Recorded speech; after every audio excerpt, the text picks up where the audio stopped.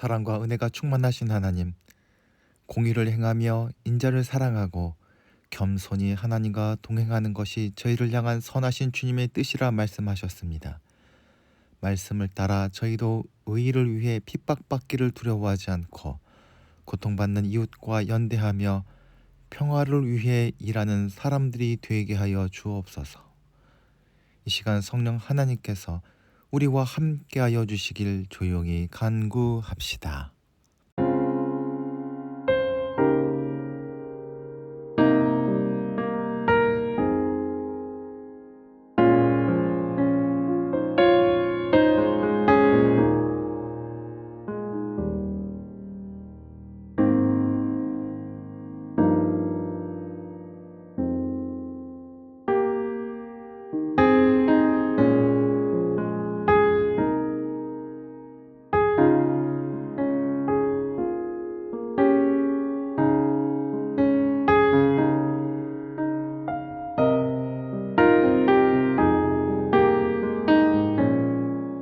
은혜와 사랑이 충만하신 하나님, 저희 힘이시오 능력이 되시는 주님을 찬양합니다.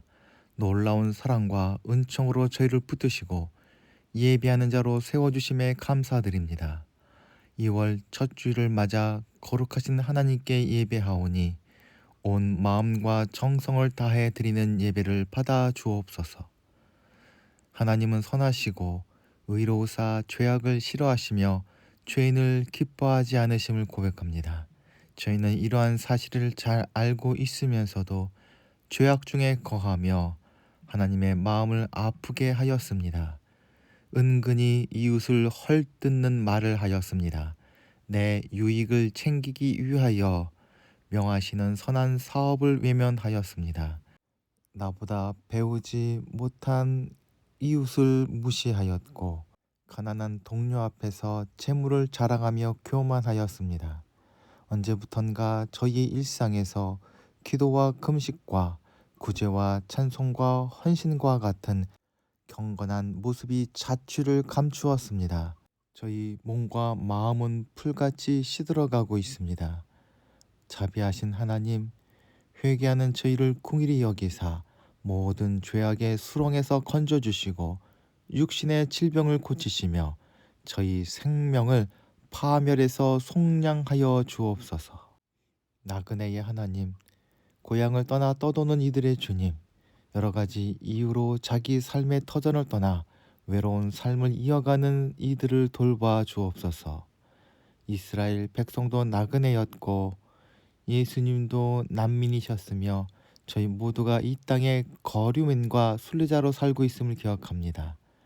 또한 주님께서는 인종이나 문화의 장벽을 뛰어넘어 모두가 사랑하고 존중하며 살아가라 가르치셨습니다. 그럼에도 불구하고 멀리서 들려오는 차별과 폭력에 안타까움을 품고 기도합니다. 이제 안타까운 소식은 멈추고 자비와 은혜의 소식들만 들려오게 하여 주옵소서. 주님의 선하신 손으로 저 땅을 고쳐주시사 서로 위로하고 섬기는 아름다운 주님의 나라가 이루어지게 하여 주옵소서. 주님과 더불어 살길 원하는 이양 공동체를 위하여 기도합니다. 주님의 은혜를 구하며 예배로 나아가는 이양 공동체 식구들을 기억하여 주시사 예배를 통해서 하늘의 위로를 누리게 하시고 세상을 이길 지혜를 얻게 하여 주시옵소서. 간절한 심정으로 간구하는 것마다 응답하여 주시사 감사와 기쁨이 충만한 한 주간 되게 하여 주시옵소서. 세우신 거룩한 빛 등대교회도 붙잡아 주시사 강단에서 선포된 말씀이 공동체와 세상을 변하는 하나님의 힘이 되게 하여 주시옵고 아름다운 손길로 세상을 섬길 때에 하나님의 나라가 더욱 넓혀져 가게 하여 주시옵소서. 주옥은도 강건케 하여 주시사 주님의 능력의 손으로 치유하여 주시고 그 마음의 꿈을 더하시사 그 꿈을 이루기 위해 달려가는 아름다운 삶이 되게 하여 주시옵소서. 세우신 문봉 제빵소 또한 인도하여 주시옵소서. 하나님의 은혜를 나누며 사랑으로 빵을 만드는 모든 사람들이 사랑하는 가게가 되게 하여 주시사 하나님과 사람들 앞에 칭찬받는 기업 되게 하여 주시옵소서. 우리 구주 되신 예수 그리스도의 이름으로 기도하옵나이다. 아멘.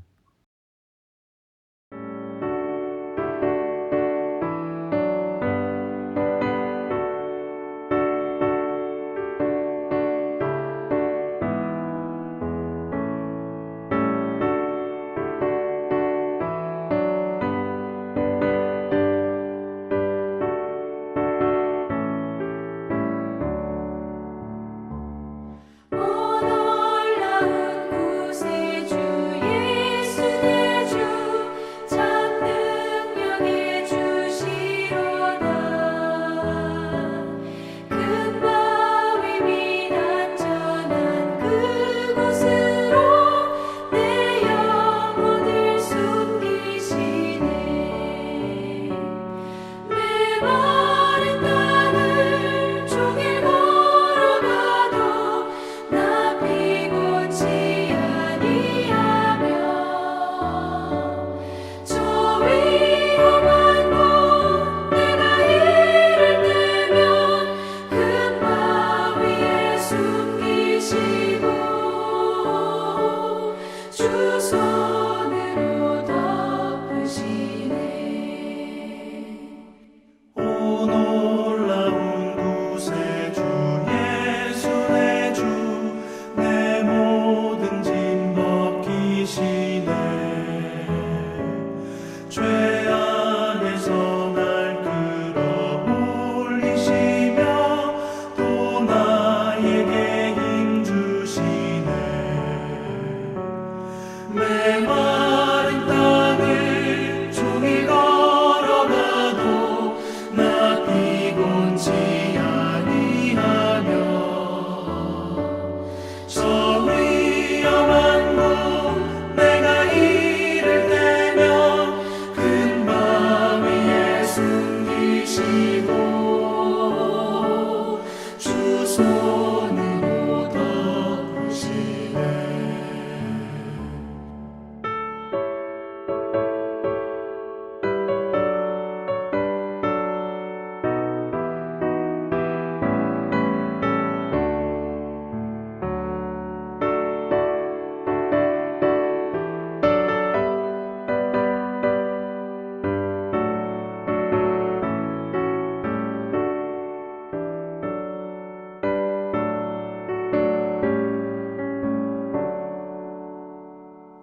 측량 못할 은혜로 채우시며 늘 성령에 감화주사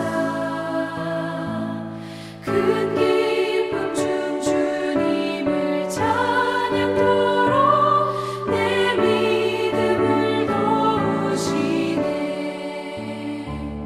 메마른 땅을 종일 걸어가도 나 피곤치 아니하며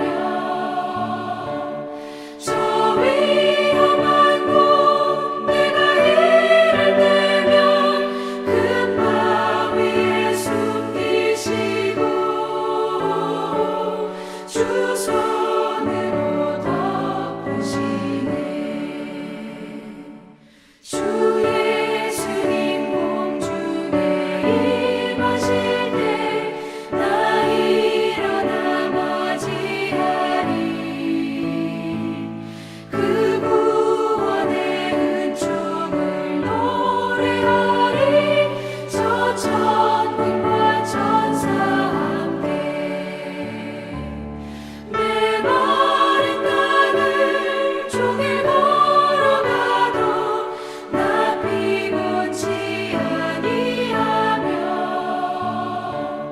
저 위험한 곳 내가 이를 때면 큰 바위에 숨기시고 주 손으로 덮으시네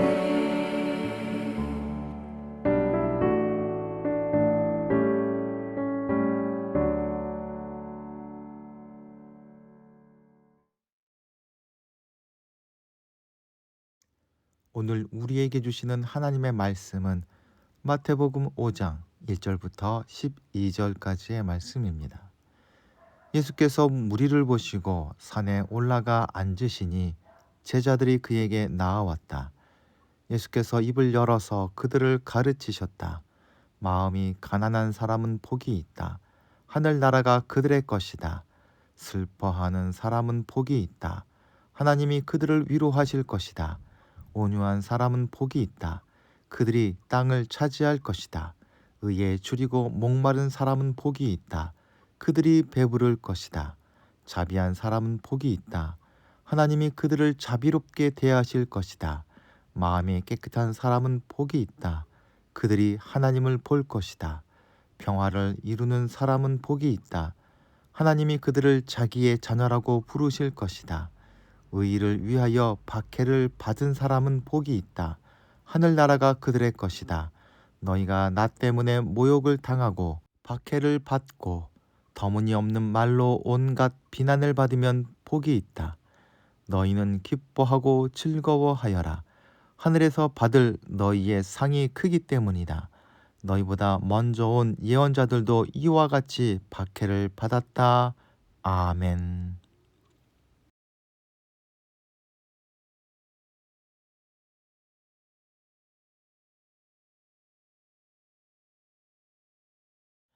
오늘 본문은 산상수훈이라고 알려진 주님의 설교 중 일부입니다. 주님은 사역을 시작하시면서 하늘나라가 가까이 왔다 하셨습니다.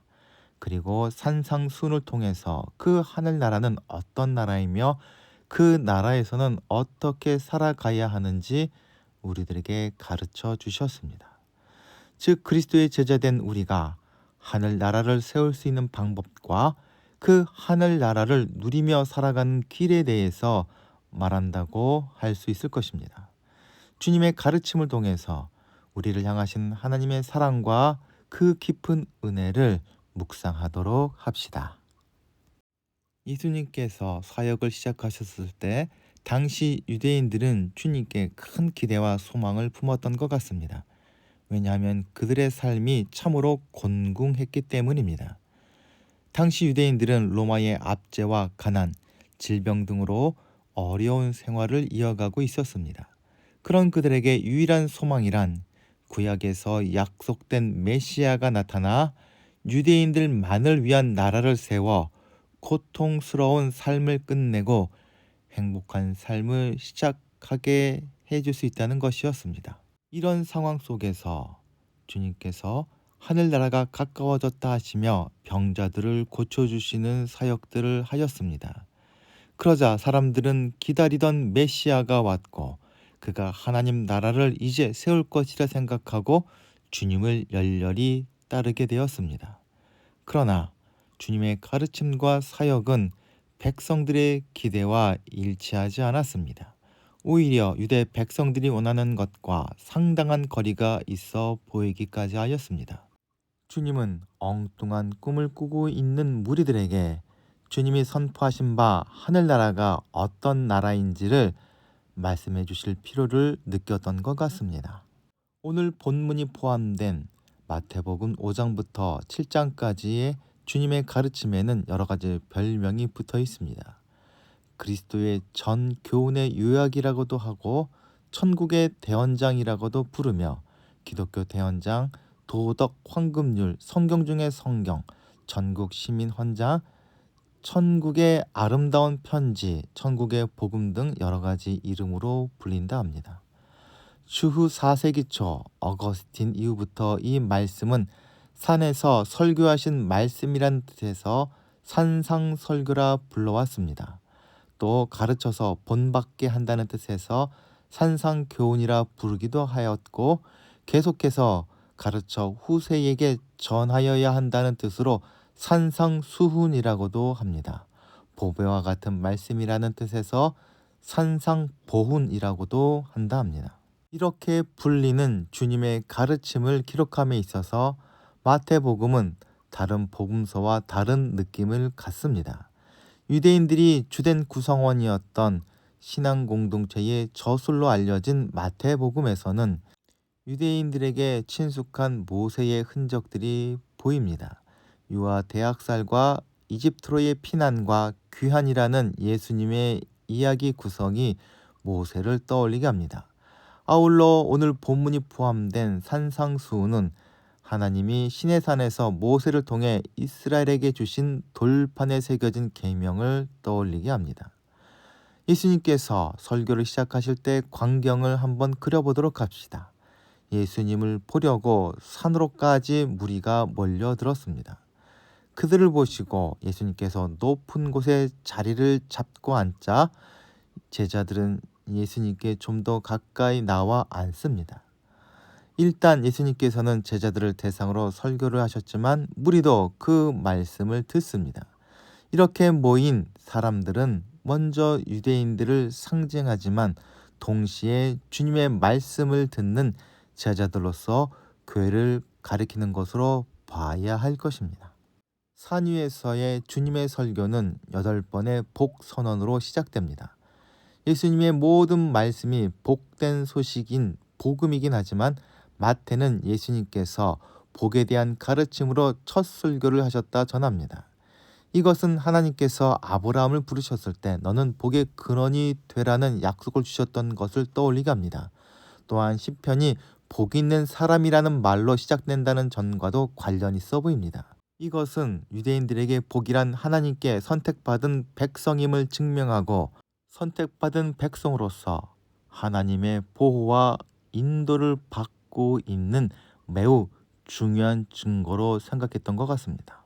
이런 점에서 마태복음을 받아 읽은 공동체가 유대인 중심의 공동체였음을 생각한다면 주님의 첫 설교가 팔복선으로 시작했다는 것은 큰 이유가 있어 보입니다. 8번의 복선언 하나하나가 매우 중요한 선언이자 한편의 설교 주제가 될 수 있을 만큼 중요한 가르침입니다.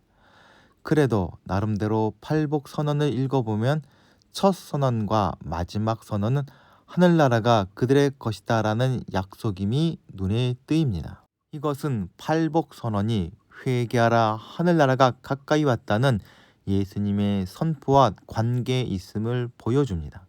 즉 세상에 임한 하나님 나라에서 복이 무엇인지를 선언하는 말씀인 것입니다. 8가지 복은 크게 두 부류로 나눌 수 있어 보입니다.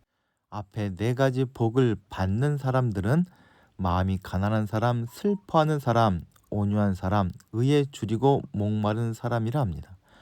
이어 나오는 4부류의 사람들, 즉 긍휼히 여기는 사람, 마음이 청결한 사람, 화평하게 하는 사람, 의를 위해 핍박받는 사람들은 복을 받을 자격이 있는 사람들이고 이들이 복, 즉 상을 받는 것은 타당해 보입니다. 그런데 마음이 가난한 사람, 슬퍼하는 사람들, 온유한 사람들, 의에 줄이고 목마른 사람들이 왜 복된지 합리적으로 이해가 되지 않습니다. 그들은 남들에게 인정받을 만한 삶을 살지도 않았거니와 상받을 만한 업적도 없어 보입니다. 여기서 마음이 가난한 사람이란 표현은 희망을 박탈당한 사람을 뜻합니다. 이렇듯 세상에서 버림받은 사람들이 하나님 나라를 얻는다는 선언이 첫 번째 복의 선언입니다. 슬퍼하는 사람들이란 기쁨을 빼앗긴 사람들로서 당연히 누릴 기쁨을 잃어버린 상태를 말한다 합니다.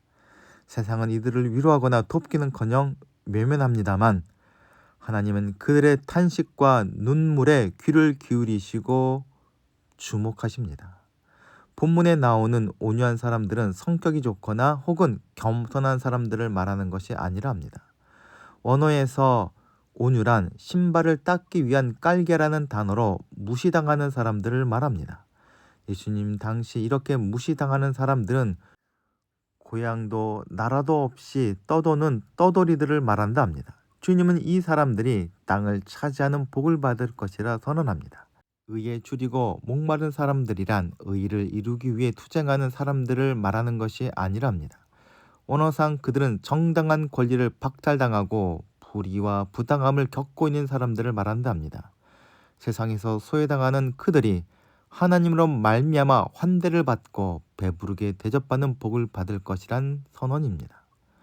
세상은 이들을 가리켜 불쌍하고 돌봐줘야겠다는 생각을 가질 수 있을지 모르겠지만 그들이 복받은 사람이라 부러워하는 사람은 없을 것입니다.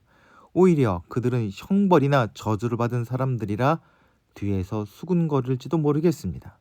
그런데 예수님께서는 이들이 복되다 선언하십니다. 세상의 모든 것을 소유하고 누리는 사람들이라면 하나님의 은혜와 도우심에 대해서 크게 바라지 않을 것입니다. 그러나 가난하고 슬픔을 당하고 무시당하면서 세상 사람들에게조차 외면당하는 사람들이라면 하나님만을 의지하고 바라볼 수밖에 없고 주님의 부르심에 자신의 모든 것을 맡길 수 있는 준비가 되어 있는 사람들일 것입니다. 그들에게 하나님께서 선물로 주시는 것이 바로 하나님 나라입니다. 이 하나님이 주시는 선물은 인간의 수고와 노력이나 업적으로 받을 수 있는 것이 아니라 열린 마음으로 손을 내밀 때에 받을 수 있는 전적인 하나님의 은혜입니다. 이 선물은 받을 사람의 자격을 따지지 않습니다. 아무것도 가진 것이 없고 아무도 돌보지 않는 사람들인 가난하고 슬퍼하며 무시당하고 줄인 사람들이라면 세상에 그 어떤 사람들보다 더 적극적으로 그 선물을 받아 누리는 인생의 역전을 누릴 수 있는 환경이 준비된 것입니다. 이렇게 하나님 나라는 분명 선물의 성격을 띠고 있지만 동시에 상의 성격을 띠고 있기도 합니다. 자비로운 삶을 사는 사람, 마음이 깨끗한 사람, 평화를 이루는 사람, 의의를 위해 고난을 받는 사람들이 하늘나라를 상으로 받는다 합니다.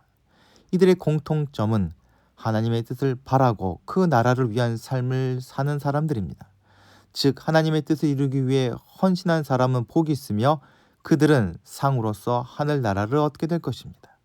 자비한 사람이란 앞서 언급된 사람들, 즉 가난하고 슬퍼하며 온유하고 의의를 박탈당한 사람들을 불쌍히 여기는 사람들이란 의미라 합니다. 그들은 불쌍히 여기는 마음을 넘어서 그들을 향한 하나님의 마음을 품고 행동하고 헌신하는 사람들입니다. 이 사람들은 자신이 베푼 것을 그대로 하나님께로부터 받습니다. 자비를 베푸는 사람들을 하나님은 잊지 않으시고 그들에게 자비를 베풀어 주실 것입니다.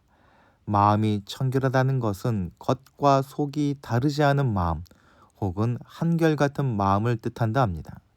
전심을 다하고 사랑하고 한결같은 마음으로 하나님을 따르는 사람들에게 하나님은 그 얼굴을 보이실 것입니다. 성경에서 하나님의 얼굴을 본 사람들이 어떤 사람들인가를 생각해 보면 그들의 복이 얼마나 대단한 것인지를 가늠해 볼 수 있을 것입니다. 평화를 이루는 사람들은 하나님의 자녀라 불린다 합니다. 평화는 하나님의 구원이 이루어진 상태로서 하나님과 사람 그리고 사람과 사람 사이에 이루어지는 관계를 의미합니다.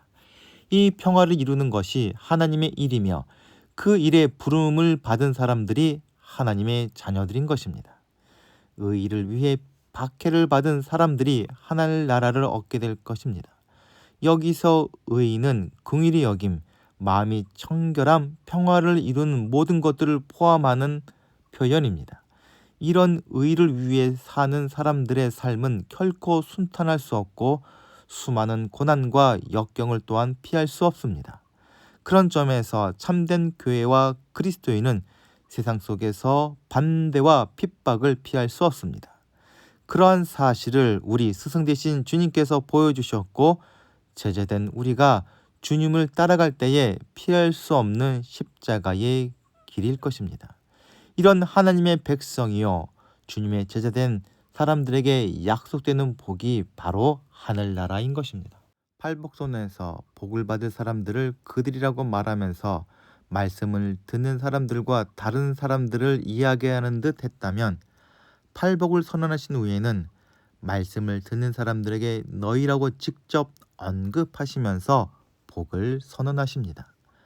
예수님께서 너희라고 지칭하는 사람들은 바로 예수님의 가장 가까운 곳에서 말씀을 듣는 제자들, 예수님의 공동체인 교회 공동체, 바로 우리입니다. 즉 주님은 이제 우리를 향해 복을 선언하고 계십니다.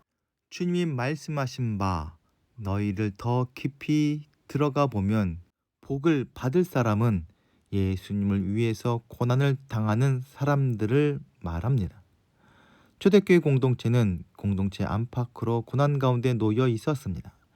밖으로는 로마 제국으로부터의 핍박과 유대인들로부터의 박해가 있었습니다. 로마는 기독교를 반사회적 공동체로 여기고 무너뜨리려 하였고, 유대교는 반로마 항쟁에서 도망쳐버린 기독교인들을 유대 공동체에서 쫓아내어 버렸습니다. 동시에 교회 공동체 안에도 큰 어려움이 있었는데, 거짓된 교리와 가르침으로 복음과 공동체를 어지럽히는 거짓 성생들의 행태였습니다. 예수님의 제자된 삶은 결코 안락하고 풍요로운 삶이 아닙니다. 우리 스승 되신 주님은 세상에서 가난하셨고 슬픔과 수치를 겪으셨고 불의한 판결을 받으셨음을 생각해 보면 예수님을 따른다 하는 우리도 그 고난과 핍박을 피할 수 없을 것입니다. 그러나 주님은 우리들에게 말씀하십니다. 기뻐하고 즐거워하여라. 이 말씀은 오늘 본문 속에서 유일한 주님의 명령입니다. 우리가 고난과 핍박을 당할 때마다 그것들로 인해 우리는 복이 있을 것이라 선언하셨으며, 그 복이란 하늘의 상입니다. 왜 주님은 우리가 주님을 위하여 당하는 고난이 큰 복이 된다 하셨을까요? 핍박은 우리로 그리스도를 닮아가게 합니다. 이를 위하여 너희가 부르심을 입었으니 그리스도도 너희를 위하여 고난을 받으사 너희에게 본을 끼쳐 그 자취를 따라오게 하셨느니라. 예수님이 이 땅에서 사역하실 때에 많은 어려움과 핍박을 당하셨습니다. 우리가 핍박을 당하는 것은 주님의 자취를 따르며 그분을 닮아가게 하는 것입니다. 둘째로 핍박은 우리 믿음을 견고하게 합니다. 주님을 따르는 우리 믿음은 처음부터 반석같이 견고한 것이 아닙니다. 우리 믿음은 보호와 격려보다는 파도처럼 끊임없이 밀려오는 고난과 핍박을 견디면서 견고해지고 자라납니다. 우리 삶에서 믿음의 도전이 찾아오지 않는다면 우리 믿음은 결코 자라지 않을 것입니다. 나아가 주님은 우리가 주님으로 인하여 핍박받고 욕을 받게 될 때에 복이 있을 것이라 하셨습니다. 왜냐하면 우리에게 하늘에서 큰 상을 주실 것이기 때문입니다. 추측컨대 그 상은 주님을 따르는 우리에게서 그리스도의 영광이 나타나게 되는 것이고, 우리의 수고와 고난을 통해서 구원을 얻은 사람들을 하늘나라에서 다시 만나게 되는 기쁨이지 않을까 생각해 봅니다. 예수님께서 가르쳐 주신 산상수훈에서 복이 있다는 말씀은 오늘날 언어로 바꿔보면 행복해지는 것이라 할 수 있을 것입니다. 주님께서는 예한공동체 식구들이 이 세상을 살면서 위로받고 은혜와 평화를 누리며 행복해지시기 원합니다. 그러나 우리는 하늘나라를 누리기에 여러 가지로 부족하고 자격조차 없는 죄인입니다. 하지만 하나님 은혜 안에서 예수 그리스도로 말미암아 하나님의 자녀요 그리스도의 제자로서 행복한 생명의 길을 걸어갈 수 있는 놀라운 구원을 받은 존재가 되었습니다. 세상의 허탄한 것에 눈과 마음을 빼앗기지 않고 주님의 눈과 마음을 품고 세상을 바라보면서 세상에 드리워진 죽음의 그림자를 걷어내고 부활의 빛과 영광을 비춰야 할 사명이 우리에게 또한 주어졌습니다. 또한 소외당하고 연약한 사람들 편에 서서 하나님의 사랑과 은혜를 나누는 삶이야말로 하나님의 은혜를 받은 제자된 사람의 의무일 것입니다. 예한 공동체를 산 위에 세운 동네로 삼으신 예수 그리스도의 뜻을 이루어 죄와 죽음의 힘에 눌려 다툼과 분열, 경쟁만 가득한 이 혼란한 세상에 평화와 생명의 빛을 비추는 예한 공동체 식구들 되시길 소망합니다. 다 함께 기도하시겠습니다. 사랑과 은혜가 충만하신 하나님 아버지, 보혈의 공로로 저희를 구원해 주시고 나아가 주님의 제자요 하늘나라 백성으로 불러주시니 감사를 드립니다. 날마다 주님의 성품을 닮아갈 수 있도록 말씀을 들을 때마다 깨닫게 해주시고 기도하는 가운데 저희의 모난 성품과 말들을 다듬어 주시사 하나님의 일을 감당할 만한 아름다운 제목들이 되게 하여 주시옵소서. 또한 주님을 위한 고난과 박해 속에서도 기뻐하고 즐거워할 수 있는 하늘나라 백성다운 삶을 살아갈 수 있도록 성령님께서 인도하여 주시옵소서. 우리 구주 되신 예수 그리스도의 이름으로 기도하옵나이다. 아멘. 다 함께 공동체의 고백을 하겠습니다. 하나, 우리는 문제가 있습니다. 둘, 문제에는 끔찍한 대가가 있습니다. 셋, 하나님은 그 해결책을 가지고 계십니다. 넷, 그 해결책은 믿음으로 누립니다. 지금은 세상 끝날까지 우리와 함께 해주시는 예수 그리스도의 은혜와 무한하신 하나님의 사랑하심과 우리를 진리 가운데로 인도하시는 성령님의 감화 감동하심이 이 시간 머리 숙인 이한 공동체 식구들과 그 가정과 기도하며 진행하는 모든 일들 위해 지금부터 영원토록 함께하여 주시기를 간절히 축원하옵나이다. 아멘.